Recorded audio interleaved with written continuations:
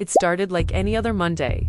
Emily Rajan, a 24-year-old political intern in Ottawa, had just finished a long morning briefing at Parliament Hill as part of a program for new policy researchers. She had been assigned a minor report on Canada's early political debates, dry stuff, but necessary. Let's go. To relax, she decided to ride a historic train featured in a local heritage tourism campaign. The Confederation Line, a replica steam locomotive restored for Canada's 160th anniversary. She expected a scenic loop and some bad coffee. What she got instead was a ticket to 1867. The train's interior was impressively detailed. Red velvet seats, brass fixtures, and even conductors in period uniforms.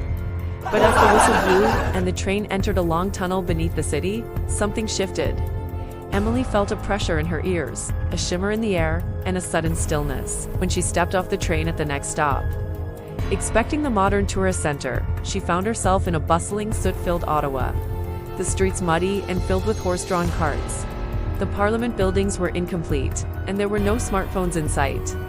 At first, Emily was convinced it was a reenactment or immersive experience, but the dirt under her heels, the smell of coal in the air, and the confused glances of passers-by told another story. Her phone had no signal, her clothes drew stares, and the money in her wallet was useless. A newspaper on the street confirmed the unthinkable. The date was June 30th, 1867.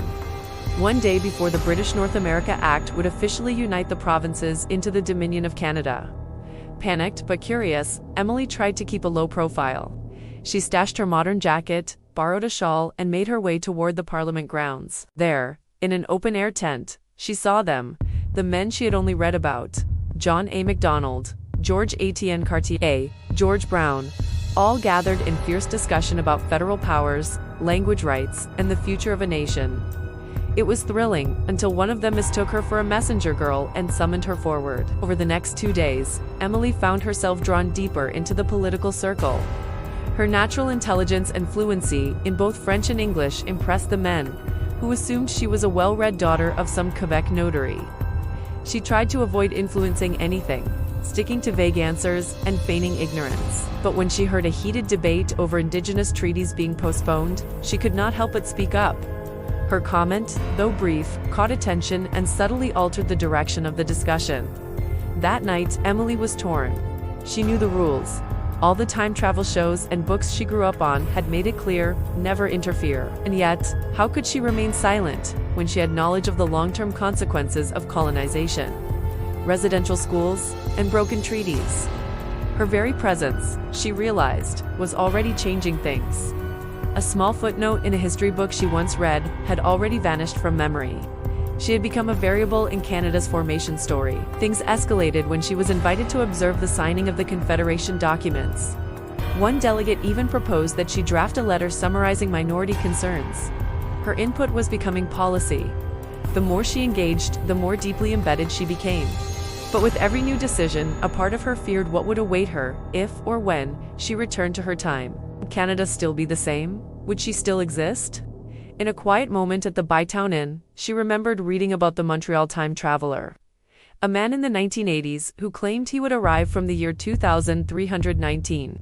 It had been dismissed as urban myth. But now, she wondered, had others also slipped through cracks in time? Was this train tunnel she would enter some kind of wormhole, a time fault in the fabric of Canada's capital? With hours to spare before midnight, the official moment Confederation would be proclaimed. Emily returned to the station where she had arrived. There, the train stood waiting once again, its engine hissing quietly in the moonlight. As she stepped aboard, she carried more than confusion. She carried altered memories, handwritten documents, and the burden of a country's changing past. When the train passed through the tunnel once more, she gripped the seat tightly, unsure if she was heading home or into another time entirely. Emily awoke in her apartment, her phone buzzing on the nightstand. Everything looked normal, almost, but subtle changes unnerved her. A different portrait of a founding father in her office. A commemorative plaque at Rideau Hall that referenced an anonymous female advisor. Her own last name appeared in a footnote in a history journal she did not remember contributing to. Somehow, history had absorbed her. She never spoke of the journey to anyone, but every time she saw a steam train or felt a shimmer in the air, she wondered, could the past ever truly let her go? From dusty train platforms to the chambers of Confederation, Emily's journey reminds us that history is not just something we read, it is something we live, question, and sometimes accidentally rewrite. What would you do if you had the chance to witness the birth of a nation? Would you observe or speak up? Stories like this blur the line between past and present, fact and fiction, and remind us how every moment in history is shaped by real people, just like us. If you enjoyed this tale of time travel, Canadian history, and the mysterious magic of the past, do not forget to like, share, and subscribe to West is Best. We bring you bold stories that reimagine the world, whether it is buried in the archives or hidden in plain sight. Until next time, keep your eyes open. You never know when your next train ride might change everything.